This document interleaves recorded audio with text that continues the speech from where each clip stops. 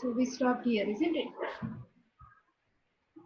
So like the coverings of kidney we have seen. Now we will see the relations of kidney. Okay, we have anterior relations which are different for right kidney and anterior relations which are different for left kidney. Okay, now if you observe this picture, like first of all you should have orientation of as though you are in dissection hall and you have done stepwise dissection. You have cut the anterior abdominal wall. Once you have removed, immediately you have seen stomach, greater omentum, lesser omentum, liver and all. Isn't it? That means all structures, if you remove step by step, that means these are the organs which were there in front of right and left kidney, pressing upon them. Okay. Are you understanding what I am trying to tell you? Okay. These are the structures which form anterior relations. Now let us see. So anterior to the right kidney, obviously at the upper pole we have suprarenal gland. Okay. This area is for duodenum, duodenal area. Okay. This is for liver. That means liver is covering the anterior surface of right kidney. That's why this is hepatic area. We have left colic flexure, no? So that this area is colic area. We have lots of coils of jejunum, 5 meters intestine. So jejunum is coming and touching here. So this is jejunal area. So all these structures will form anterior relations of which kidney? Right kidney. Right. This is right kidney. Lokesh. Anterior. हाँ ఏమేమి ఉన్నాయి బేటా right kidney in front of right kidney మనకి ఏమేమి ఉన్నాయి suprarenal gland, liver, duodenum, colon. Ma'am, Chavi is asking you to accept, ma'am. Oh, just a minute. Yeah, accept. Okay, see here beta.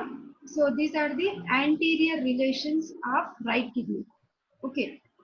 Lokesh, can you please summarize beta?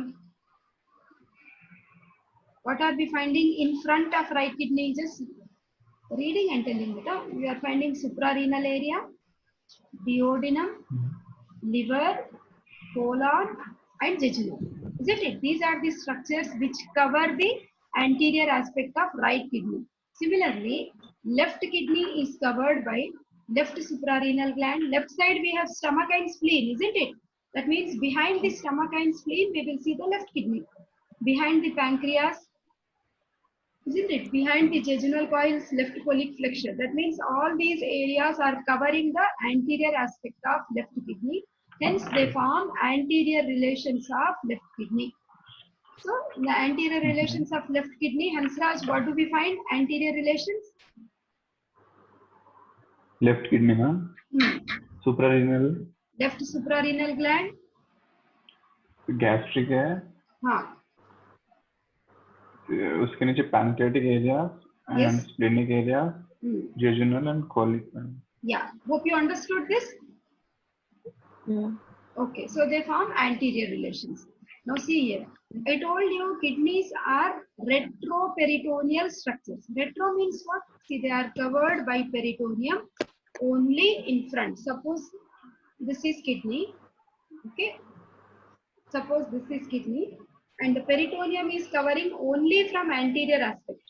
Okay. If it is covering only from anterior aspect, we use the word retroperitoneal. Okay. Ma'am, these jejunal pancreas and all this, they get attached to the anterior surface. No. Or they just lie in front of the anterior surface. Yes, they just lie, beta. If they get attached. Okay. That's what. Yes. Very good question. They just get they just lie because in case of peritonitis, such adhesions will develop. I told you when we were discussing peritoneum, if there is any infection in peritoneum, then you will see all these visceral organs will get attached. Okay.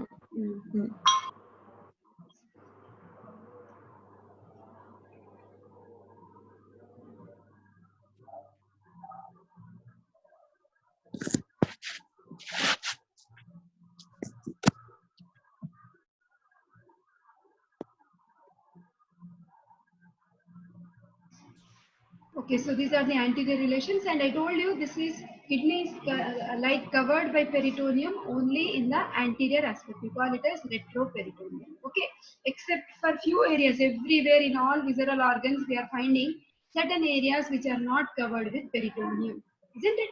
Similarly, we are also finding for the kidney. Okay. Now, anterior relations, again, that picture is very easy, but in all textbooks it's given, you can practice that this picture. Okay, anterior relations. Okay, and here we are trying to understand like what were the structures anterior to the kidney. Okay, so like anterior relations, anterior surface of both kidneys are related to so many structures. Okay, then see here, if you just consider left kidney, you have this left suprarenal gland.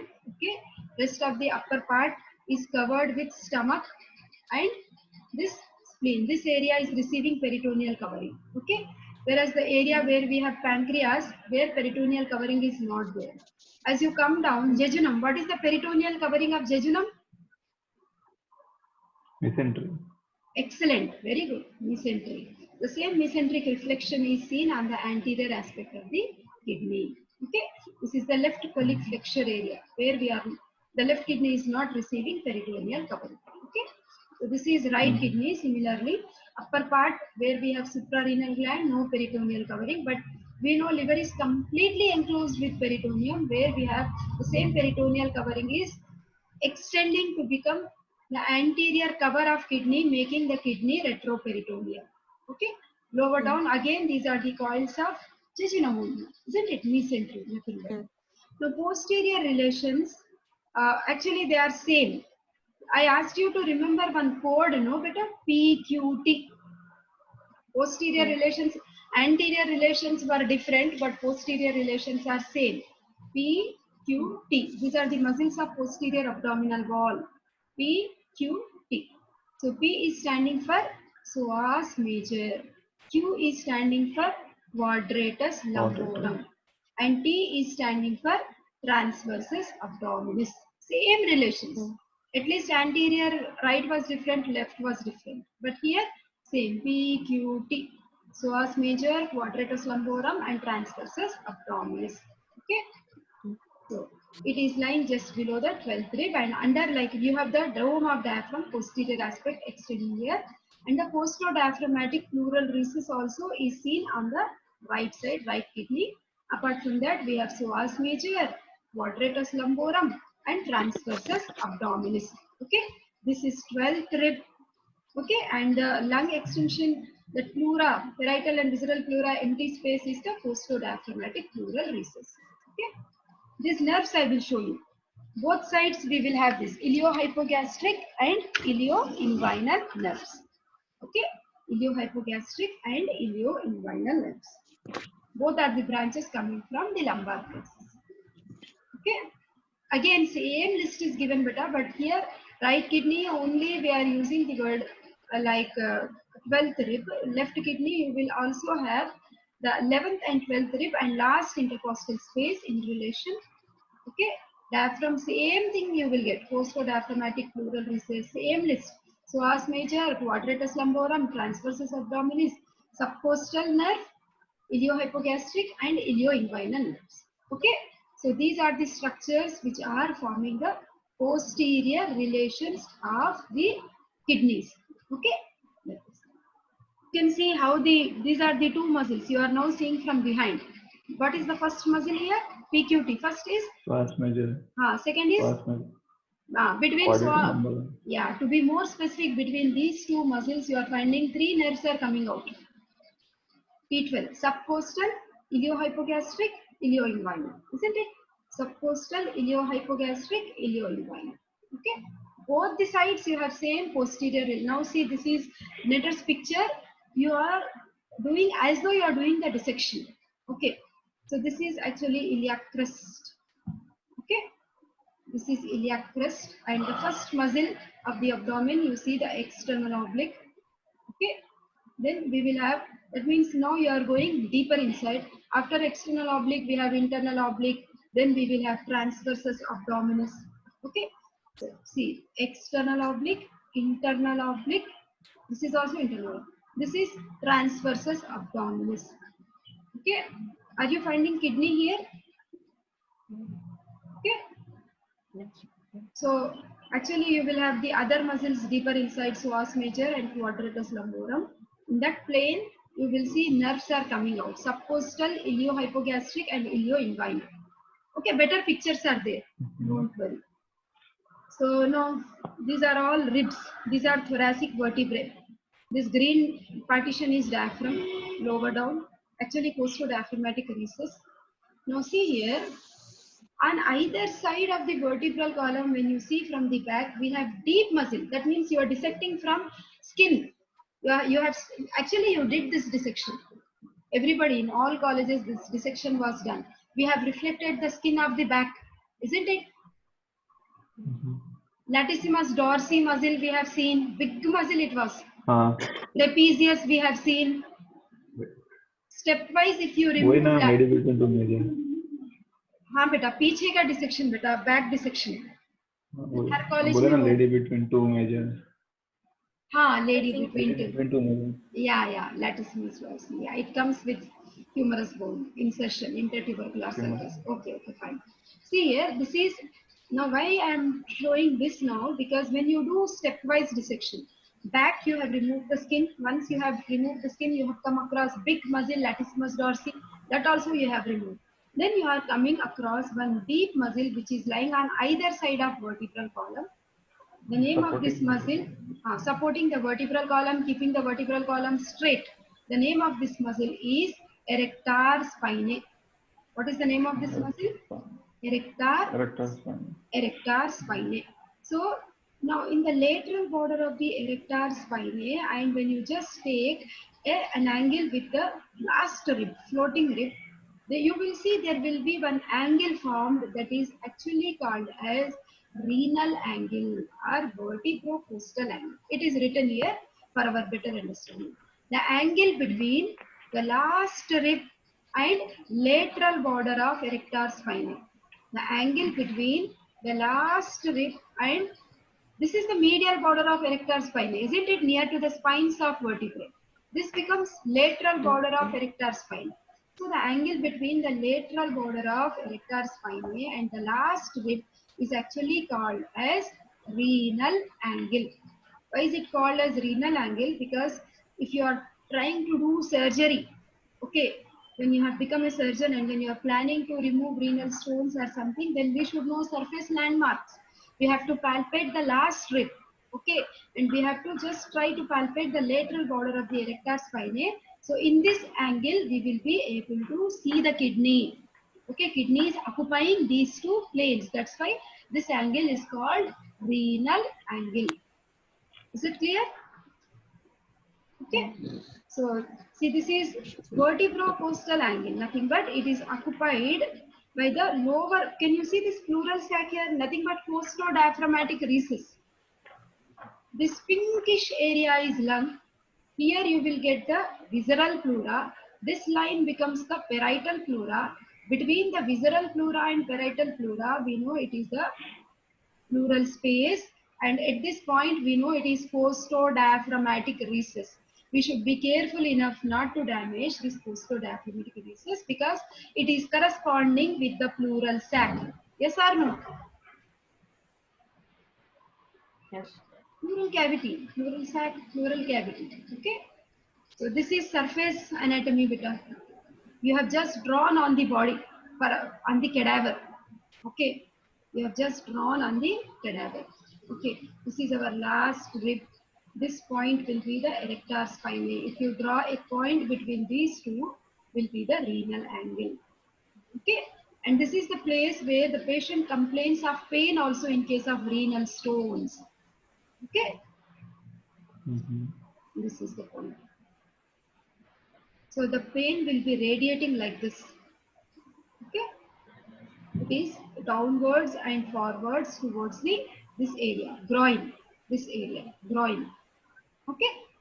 That is. Now coming to medial relations, what is this entry exit point called as? Lokesh? Hilum. Entry exit point is called as? Hilum. Okay. Meghana, can you tell me the arrangement of structures that are anterior to posterior? Very, very important. Renal vein, renal artery, renal pelvis. Excellent, VAP. Very good. That's how you will identify the kidney. See, single kidney is given to you in dissection hall. Your examiner is taking your viva. You are confused whether it is right kidney or left kidney. First thing is right kidney will be short and fat, stout, choti moti. Okay. Left kidney is long and thin. Okay, that is one thing which helps us to identify. And then you have to look at the structures in the hilum, VAP, as Meghana told us.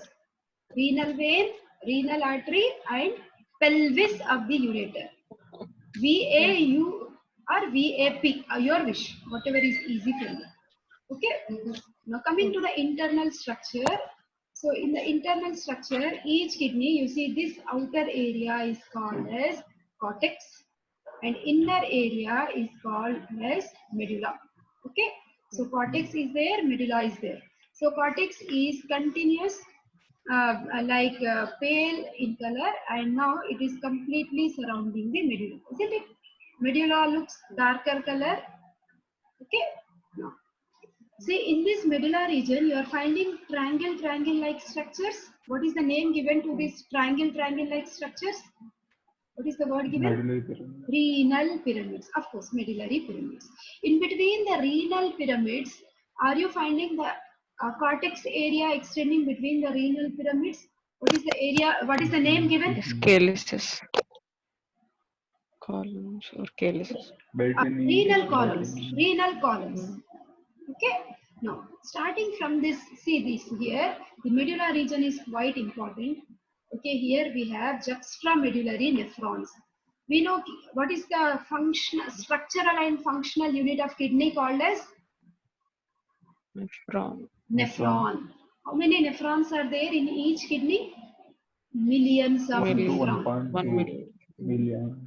1 to 2 millions of nephrons are there in each kidney, isn't it? So each nephron is concerned with the formation of urine. So suppose those millions of nephrons are like releasing the urine. The urine will enter in this area. This area is actually called as minor calyx. As Hemlata was telling, calyx. Okay, these are minor calyces. All minor calyces will unite to form this area is major calyx. Little bigger in size, these are major calyx. Okay, all major calyces will unite to form this. What is the starting? Very good. Pelvis, pelvis. Pelvis will continue as ureter. Pelvis will continue as ureter. Is it clear? So internal structure, outer area, you call it as cortex. Inner area, we call it as medulla. Cortex is now dipping between the medulla to form the renal columns. Each medulla is showing the renal pyramid, which is triangular. Base is towards the cortex. Apex is pointing towards the minor calyces. Apex is, this is the apex. If you consider this as a triangle, this is base, which is towards cortex. Apex is towards the this calyces. Okay. Now everything is labeled here, better. Okay, this is base area, this is apex, and we know these are the renal pyramid. Renal pyramid. The bases of the pyramids are directed outwards towards the cortex, whereas apex is on each pyramid is projecting inwards towards the renal sinus. These are actually called as renal papillae. You are finding all striations, no? Lines, lines, lines. The voice is breaking, ma'am. The voice is breaking. Yes, ma'am.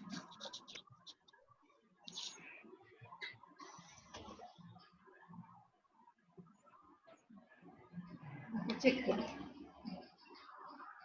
So, see, these are the renal calyces. Okay, I'm talking, this is cortex region, this is medulla region. Okay, in each medulla, I'm just repeating which I already told you.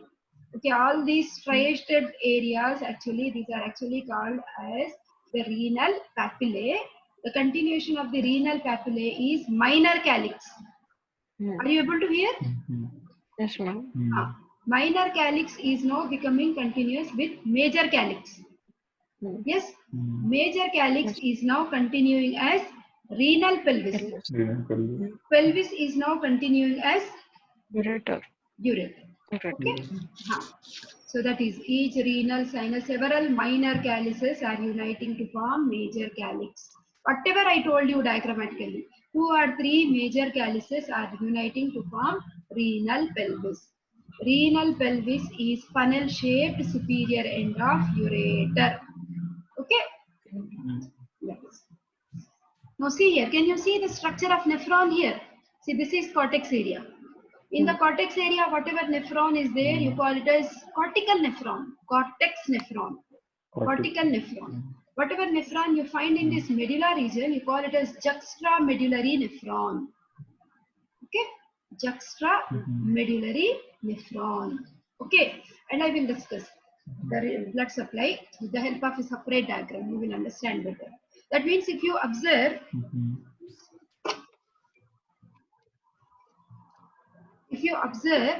this is the apex of the renal calyx, which is called as papilla, no?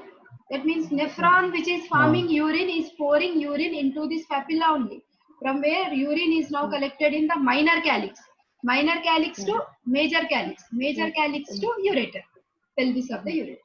Okay, so that is the internal structure. Now coming to the arterial supply, which artery is supplying kidney? Lokesh, which artery? What is the name of? Renal artery. Okay, renal artery. If you just observe renal artery, it is entering into the hilum and it will have so many lobar arteries, 5 lobar arteries. I will elaborate. See, the renal arteries arising from abdominal aorta at the level of L2, second lumbar vertebra, and it will have 5 segmental arteries. 1, 2, 3, 4, 5. 5 segmental arteries. Actually, 4 are seen from front and 1 will be seen from behind. The following picture is there. So they are distributed in different segments. Based on the branches of renal artery only, we are dividing the kidney also into segments. Lungs into segments, bronchopulmonary segments, 10 segments, liver into segments. How many segments? 8 segments, no? Liver. Kidney, how many segments now? Kidney? 5 segments based on the blood vessels which are entering. Okay. Now each segmental artery will give the artery like this. Each segmental artery will give lobar arteries. Okay, these are lobar arteries, and of course the lobar arteries are supplying the renal pyramids. I'll show you the flow chart. Very nice it is. Okay, each lobar artery is now further dividing, isn't it? See, suppose this is lobar artery, this is lobar artery. That will further divide into interlobar arteries. Okay, now see here. First entry point. What is the entry point called as? Renal artery. Then renal artery will divide into how many segmental arteries? 5. 5 segments. From there, further branching, the name has changed. Now it is called as interlobar. From interlobar, I'll show you. Arcuate. Actually, it is there. It is, see, it is interlobar. It is forming like arc-like now. Arc-like. That is called as arcuate. From arcuate, whatever branches are there, those are interlobular. From interlobular, small branches are there. No, those are afferent arterioles going to glomerulus. Okay.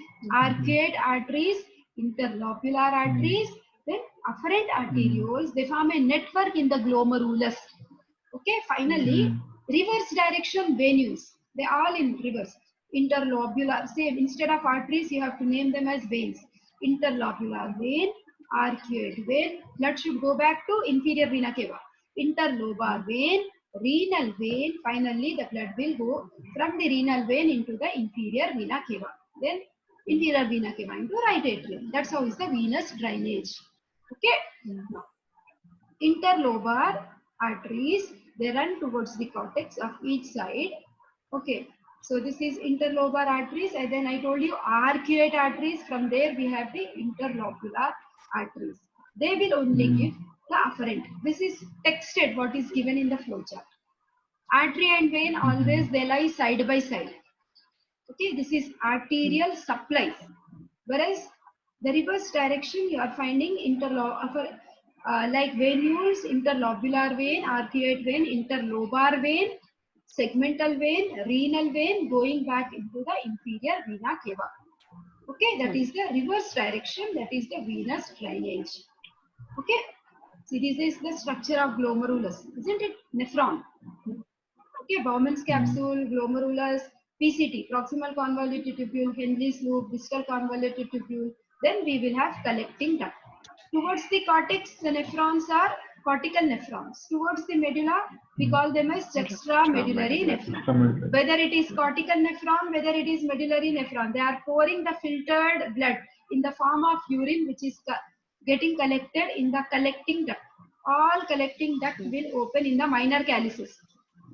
Millions of nephrons, they will bring their urine towards the minor calyx, major calyx, pelvis of ureter, ureter finally exit through urinary bladder and urethra. Okay, this is a very good flow chart.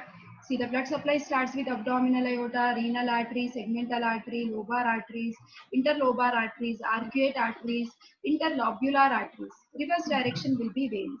It has to go back to inferior vena cava. So you should start with interlobular veins, arcuate veins, interlobar veins, renal vein, inferior vena cava. Okay.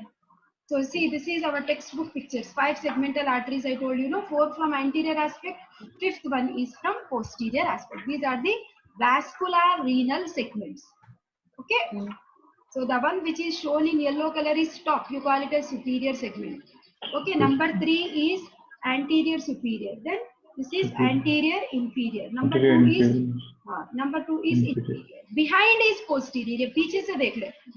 Behind is posterior. Okay. So each, you just learn this picture. It's given in all textbooks. Okay.